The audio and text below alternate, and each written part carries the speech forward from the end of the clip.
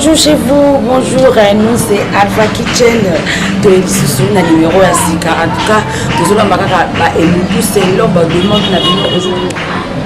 Nous avons maman na biso, maman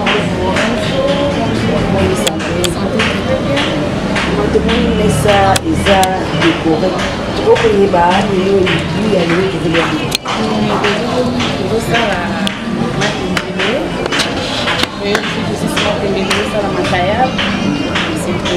donc matembele na makaya pour 500 jours na côté de mon expliquer là ba te expliquer pour 500 jours mon côté matembele kozala part makaya beaucoup kozala part matembele la monde mi to na benga tanga kala tala nzambe n'est-ce pas Jonathan ibi tala nzambe kala et là ils ala tala nzambe to ezala matembele to la maman kozala vraiment matembele normal kalingango après ce que c'est le kalingango dans ça la makaya on a matembele na fufu siko matembele ngo yebisi na biso makaya ba mo kanene mo kalinga makaya bwa kote te no kalinga makaya bwa pa matembele papa.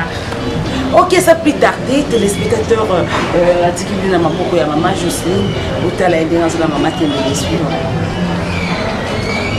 Na comme na temps na passé, na maman tembele nanga.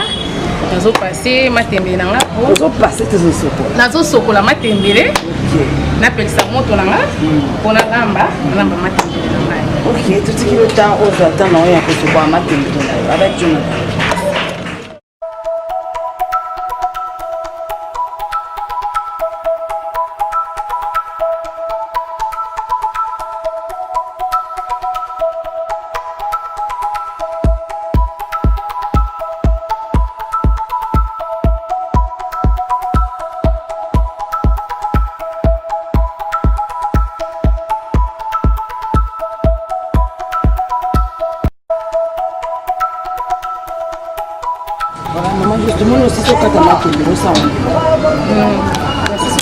matembele nazozwa mafuta nanga mpona tia na moto mpona za matembele nanga na banda kokani mafuta osala ya mbila to ya te nazosalela ya mafuta mbila bolobaki na ebandeli tolia matembele na makaya malheureusement représente soka ntonga makaya bolakisa kota makaya Jonathan ele biso osekisa ntonga makaya makayebu nanga yango oyo makayebu nanga yango oyo nazosala yango tombola ta morceau moko wana tala voilà. Jonathan, ça m'a maille, en tout cas, ça dit bien. Voilà, merci beaucoup. C'est quoi l'autre mafuta et il est là, l'autre mafuta. Ti, mafuta nanga et il est là. Moi, tout le monde les a ma casse, à la main, donc ils sont là. Ok, tout à l'heure. Je vois que Jonathan. Voilà, maman, je vais l'autre mafuta. Voilà. Il est gâté.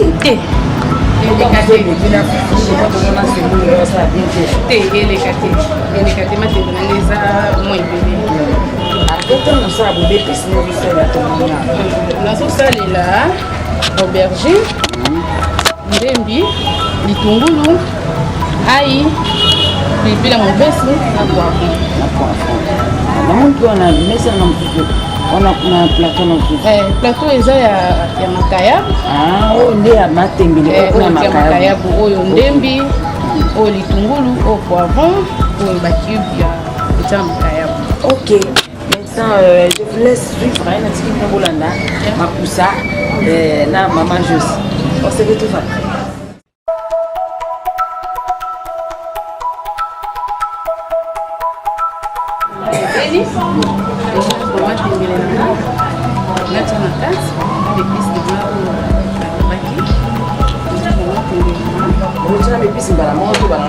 Nazobanda nano na matembele.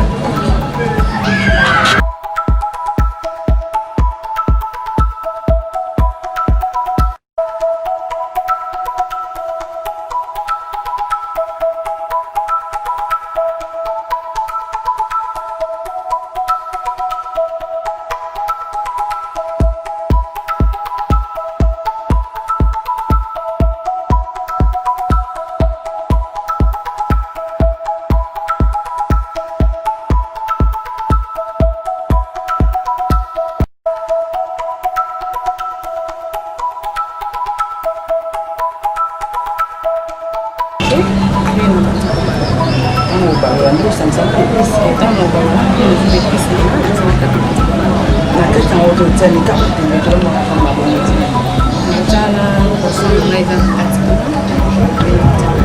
c'est bon. Tout à l'heure, tu vas me donner. Maman, juste mis à l'eau dans la machine.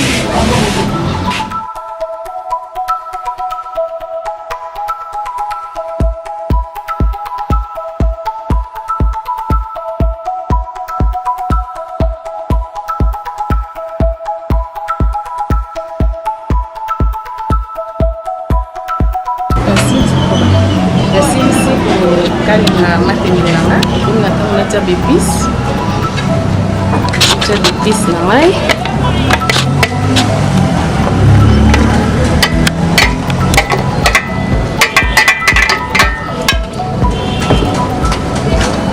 nzobalola d'épices ekita na se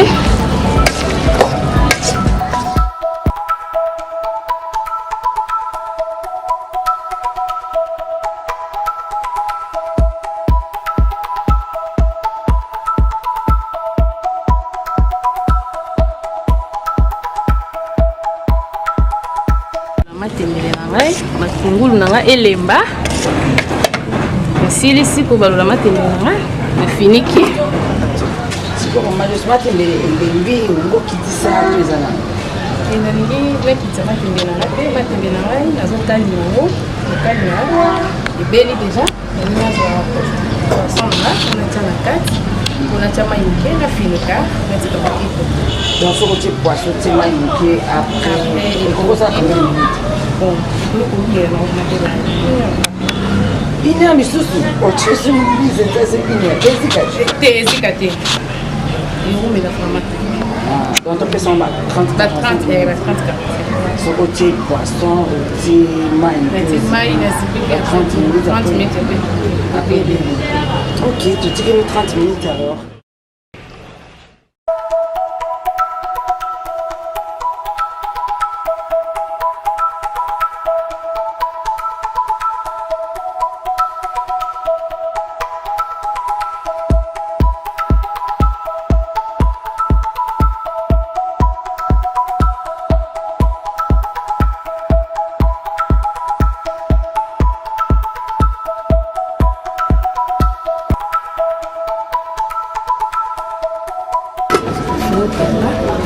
et donc poisson na ngai matembele na ngai lingi ebelaka na mingi te après nakitisa yango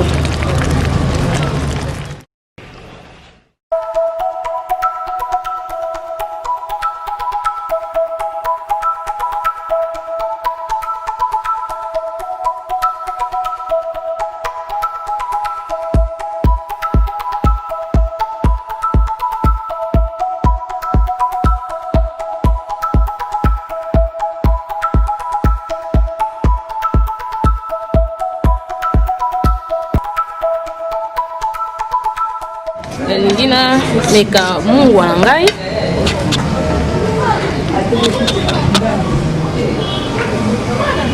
mungwa na ngai koki nafiniki moke après nakitisa yango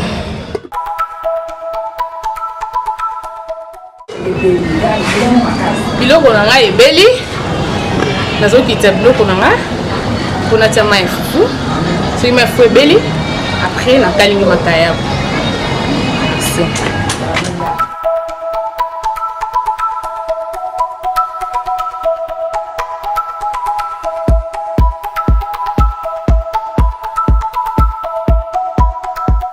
olia fufu na biso na semoule fufu na ngai ebeli ndenge na banda olamba fufu na ngai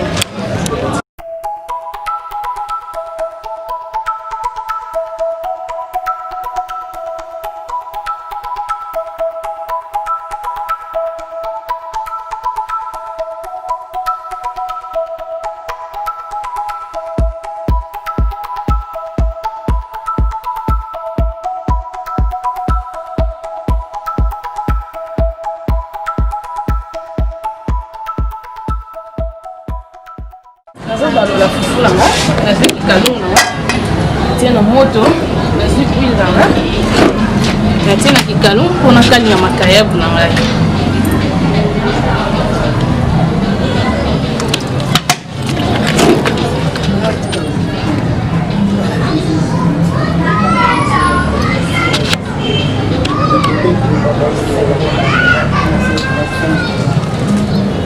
Voilà, comment je suis quoi nasisi kolamba fufu na ngai mafuta na ngai ya kokanga makayabu ebeli alingi nakanga makayabu makasi kokanga makayabu yango toloba kolia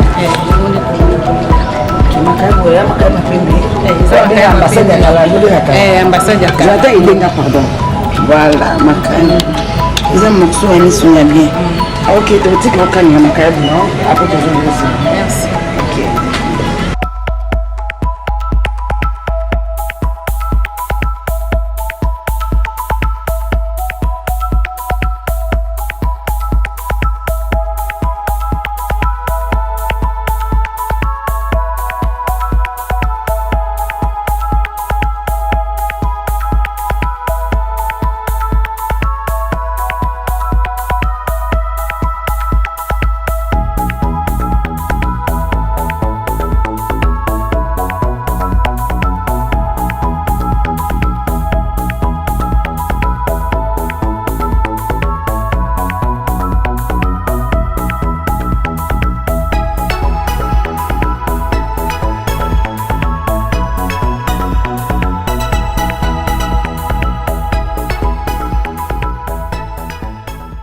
na ngai na sauce na ngai ya makayabu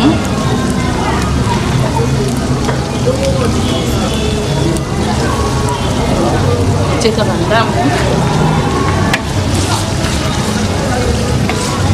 nakita sauce na nga nakei kosopa yango na makayabu na nga poivron na nga mpe na nde kozela poivron na nga ebela ekoma mwa chokolat matungulu nanga mpe namoni esitege elembi ebeli nazokita mpona kosopa na makayabu makayabu tomate nanga mpe ya mbuma namoni mpe deja ebeli deja ok toujours accompagné sur la table voilà ok waouh c'est vraiment délicieux ça donne envie hein. Oh, il y a l'été, allez là, mais on va bien manger aujourd'hui. Donc, il y a bien les lots, voilà. Ok.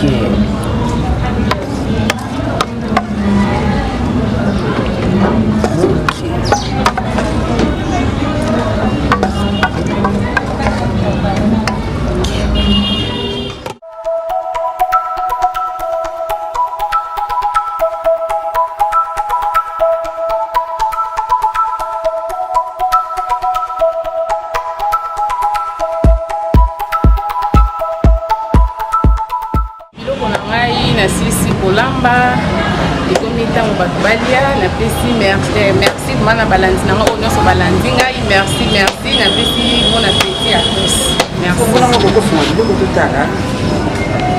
oyo makayabu nanga oyo matembele nanga oyo fufu na ngai oyo pilipili nanga. Vraiment, nous sommes arrivés à la fin. Maintenant, on va manger. Nous, là, on va manger. Ils sont photolia. Après avoir collé, on va donner nos impressions. Donc, ces impressions, mais à l'instant, nous, on va manger. Bon appétit à nous. Souhaitez-nous bon appétit. Bon appétit à vous aussi. Bon appétit à vous aussi. On se retrouve après.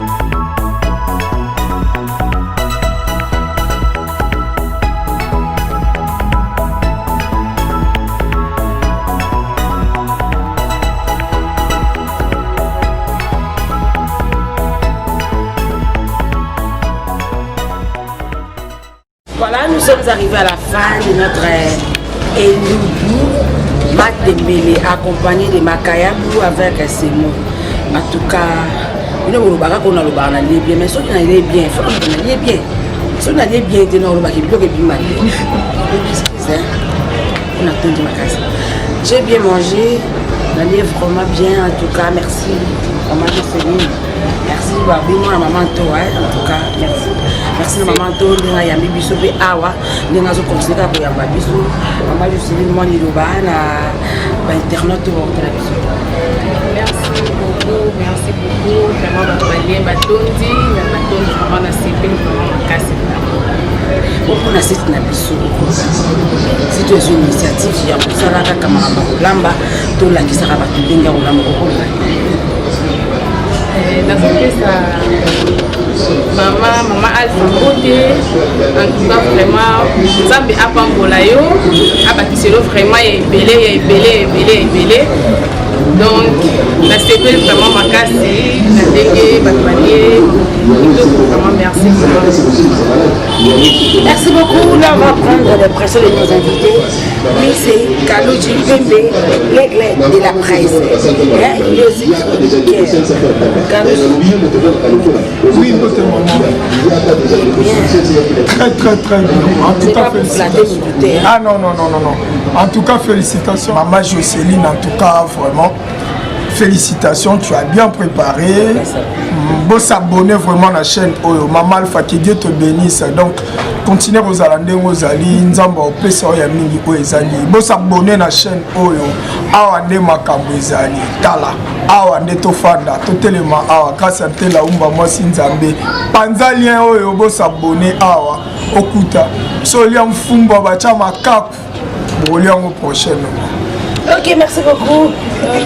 Bonjour papa. Ouais, très bien pour moi. Merci de la bien accueilli. Tout est passé bien. Bon, le bateau nous les a caractères. Un bateau voilà nous sommes s'abonner massivement à la chaîne de YouTube. Yomutu nous a réuni en Colamba. Yomutu mais carapé Colamba mais qu'à ce que s'abonner à la chaîne Abisso. Oui, basuningi balamba du Abisso ya Mboka. Ça là vraiment bien et vous avez l'impression là ceux qui n'aka là ceux qui de l'ematemena vraiment c'était bien passé donc vous s'abonner massivement à la chaîne Abisso vous allez discuter vraiment merci beaucoup. Merci à toi aussi. On est bientôt maman Weneki Thomas Cube Tony. Vraiment je bien donc très bien donc biloko ekiko makasi todanga biso matembele oyo en tout cas félicitations na moto alambeli biso. Ok, na bato bazotala biso malibela. La chaîne obokola na ilungu qui est kitoko obiso babi kolamba te à partir de chaîne na biso oyo te boko découvrir biloko kitoko penza na initiative ya kitoko o maman fala apesi na biso en tout cas bino nyonso on a dit biso en tout cas pour s'abonner et belé. Merci beaucoup, nous sommes arrivés à la fin de notre Elibouya Lelo. Il y a de dire un grand merci à mon boss, maman Mora Motema Malamu, maman Bonheur. Nous avons béni ma comboni sur maman Alpha Kitchen. En tout cas, aujourd'hui nous avons Eleonore qui nous a TGV Taille S de la presse, TGV de la presse. Vous continuez à s'abonner massivement. Vous partagez un lien et Makabo Laikaka. Vous continuez à s'abonner. Awa Balobinios. Awa tokolamba nyonso ata requin tokolamba kaka awa kolamba esilaka te babakisaka kaka mayele likuna kobakisa likuna baninga babakisaka kaka ata oma aza maîtresse kobakisa kaka parce que ntango esilaka te kolamba mpe esilaka te toujours banina sikebimaka belobo sikebimaka pour continuer à s'abonner. Là je dis un grand merci à mon papa chéri Sophie Mamengi, pourquoi pas à ma maman chérie Sophie Mamengi, toute la famille Mamengi bino nyonso oyo kolingaka Eleonore qui peut côté soit depuis Belgique bino nyonso tout beau continuer à s'abonner. Yves Mavam Bougène Pato l'éclair s'abonner pour s'abonner massivement. Je dis un grand merci aussi à Jonathan qui était derrière la caméra. Je te dis un grand merci. À la prochaine.